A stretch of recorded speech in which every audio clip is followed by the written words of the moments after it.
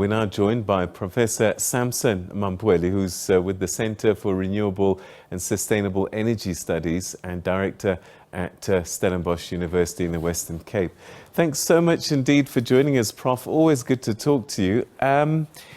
The chairperson of the board at Eskom said that this resignation was unexpected. Did it take you by surprise?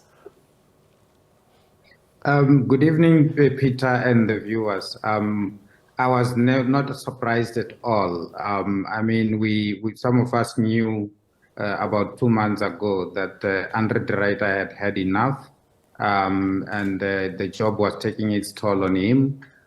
He had shared those news with a number of people around him, and some people basically advised him not to resign. So I think it's some public statement that the chair is trying to downplay some of these things, or maybe he was not aware at all. So I'm not surprised, basically. What do you think he had had enough of? Andre de Ruyter has been under severe pressure, both from the technical side of things, and he captured it by saying he unfortunately couldn't achieve some of his objectives, and the main objectives basically was to keep the lights on. So he battled a lot there with the aging power stations that have been breaking down unexpectedly. A lot of other challenges, some of which he touched on. I mean, the Eskom challenges are known. Some of them, he found them there, and some of them compounded when he was there for various reasons. And so on the side of Eskom themselves, he had those kind of challenges. But then I think the biggest problem was the political pressure that was starting to mount, and the pressure from society in general, especially when we went to stage 6 load shedding during the Eskom strike, and immediately after that, and also in the past few weeks to the past few months, where things were basically very difficult. My view, I share the same view as that of the chairperson of the board. Andre should have ideally stayed, because now Eskom has got a new board.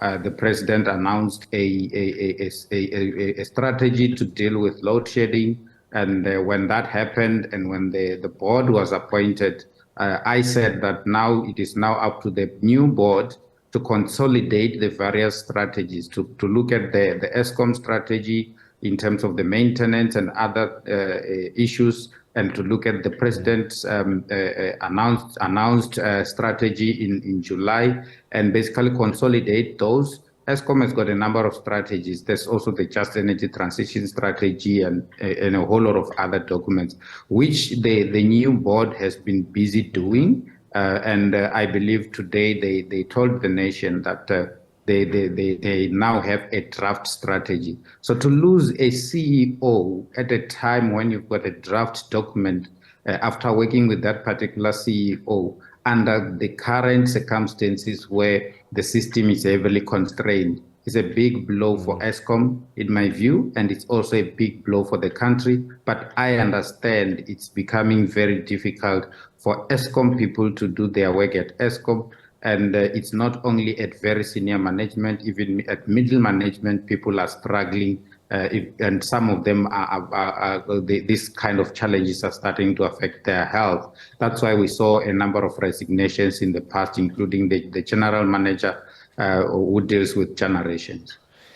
Talking about that general manager, he said quite categorically that corruption, if it's not dealt with, you can't fix Eskom.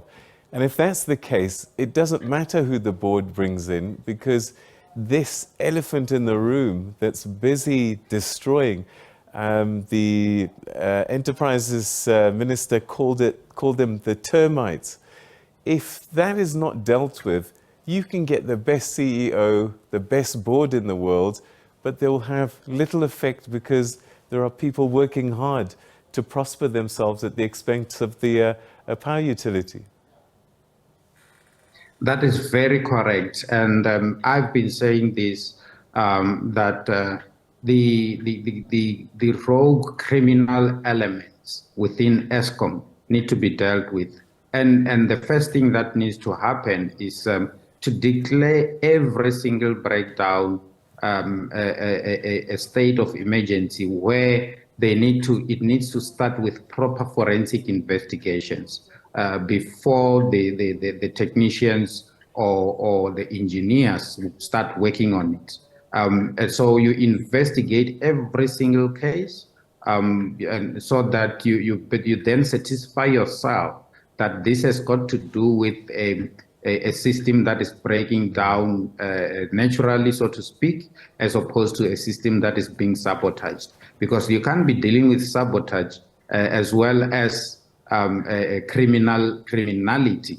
And this criminality is, according to Eskom themselves, is quite sophisticated. I had the opportunity to speak to some of the investigators at some point who were doing some forensic investigations, and they confirmed that there's actually groups of criminals who are working within Eskom, and that's part of the reasons why the Eskom CEO was under severe pressure. You'll recall that at some point there were certain devices that were found on his car and things like that. So we can't be dealing with that, and at the same time we're dealing with the technical issues, which are the real technical issues. One needs to be taken out of the way and quickly, and that can be done through various state agencies and Eskom themselves investing in security measures. Do you think that this board will be able to find someone willing to do this job, given the history and the troubles that you've just described? Because it's going to have to be someone made of pretty stern stuff to survive this. Yeah, that's going to be very difficult because people are leaving Eskom.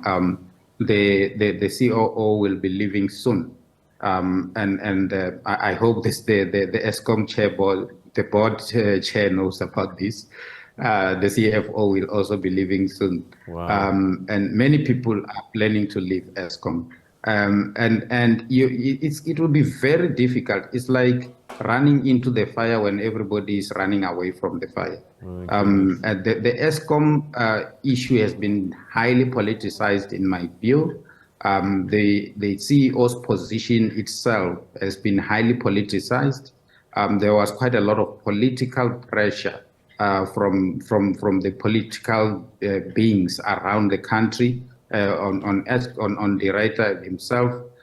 So that on its own, and that combined with the criminal elements around that position, it makes it very difficult for anyone to accept that particular position. And I hope, for the sake of the country, there are some very good managers or administrators out there who would be willing to take the bull by the horn and continue from where Andre de Ruyter would have left. Professor Mamphweli, can I send them your CV? I don't know if I get contacted, then I'll consider it under the circumstances. Prof, it's always good talking to you. Thanks so much indeed for your time. Thank you. Thank you. All right, that's Professor Sampson Mamphweli from the Center for Renewable and Sustainable Energy Studies, Director at Stellenbosch University.